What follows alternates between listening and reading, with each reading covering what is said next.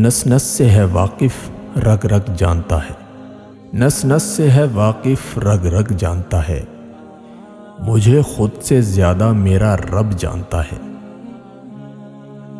اللہ جن سے محبت کرتا ہے انہیں ہی تکلیف میں ڈال کر آزماتا ہے، اور یہ احساس ہی اتنا فرحت بخش ہے کہ اللہ مجھ سے محبت کرتا ہے۔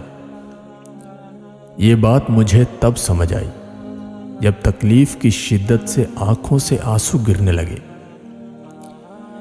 جب ساری رات درد کے حسابوں میں گزار دی،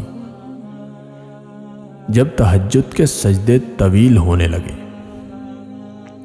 جب ہنستے ہنستے آنکھ کی نمی کناروں پر ٹھہر گئی۔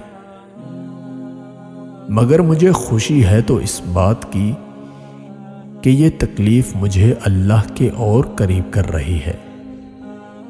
ہماری تکلیف ایک بوند کی طرح ہے، اور رب کی ہم سے محبت ٹھاٹھے مارتے ہوئے سمندر کی طرح۔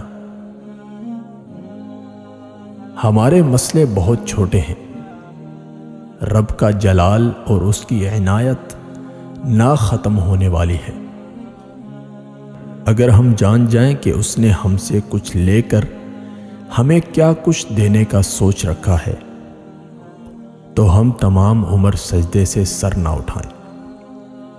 اگر ہمیں ذرا سا بھی اندازہ ہو جائے کہ وہ کیسے ہمارے معاملات سنبھالتا ہے، تو ہمارا دل اس کی محبت سے پھٹ جائے۔ جب اللہ چاہتا ہے کہ کسی بندے سے دوستی کرے تو اس کی زبان پر اپنے ذکر اور دل میں اپنی فکر کے دروازے کھول دیتا ہے۔ اللہ جس کو اپنی طرف لانا چاہتا ہے اس کو اپنی محبت میں مبتلا کر دیتا ہے۔ کچھ راتیں اس لیے بھی نیند سے خالی ہوتی ہیں کیونکہ اللہ چاہتا ہے کہ میرا بندہ مجھ سے باتیں کرے۔ اللہ کے معاملے میں اتنا مت سوچا کرو، آنکھیں بند کر کے یقین کر لیا کرو، کیونکہ یہ معجزوں کا راستہ ہے۔ معجزے کرنا اللہ کا کام ہے، ہمارا کام بس دعا، صبر اور یقین کرنا ہے۔ اللہ کی عطا کبھی ختم ہونے والی نہیں، طلب کرنا بندے کا کام ہے۔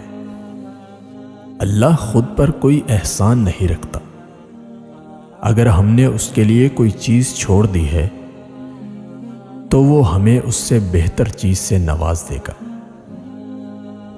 مشکل وقت میں دعا کیا کرو، کیونکہ جہاں انسان کا حوصلہ ختم ہوتا ہے وہاں سے رب کی رحمت شروع ہوتی ہے۔